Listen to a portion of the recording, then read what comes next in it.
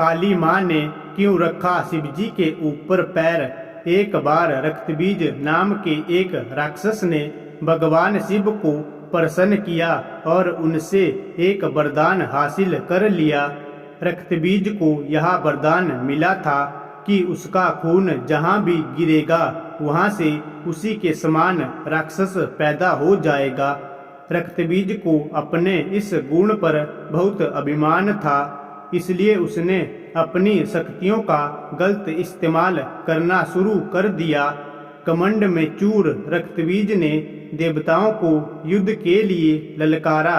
देवता रक्तबीज से लड़ने के लिए आ गए, लेकिन जहाँ भी रक्तबीज का रक्त गिरता वहाँ से एक और रक्तबीज पैदा हो जाता। इसका परिणाम यह हुआ कि बहुत सारे रक्तबीज पैदा हो गए, जिन्हें हराने का कोई रास्ता देवताओं को दिखाई नहीं दे रहा था। घबराकर सभी देवता माँ दुर्गा के पास पहुँचे और अपने प्राणों की भीख मांगने लगे।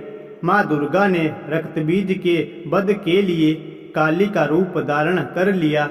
रक्तबीज को देखकर माँ काली क्रोध से बर उठी और अपनी जीभ को इतना फैला लिया कि सारे रक्तबीज उसमें समा गए।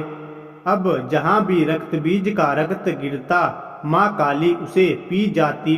रक्तबीज को समाप्त करते हुए माँ इतनी क्रोधित हो गई कि उनको शांत करना मुश्किल हो गया। काली माँ का यह रूप विनाशकारी हो सकता था, इसलिए सभी देवता भगवान शिव के पास पहुँचे और बोले कि आप ही माँ का क्रोध शांत कर सकते हैं।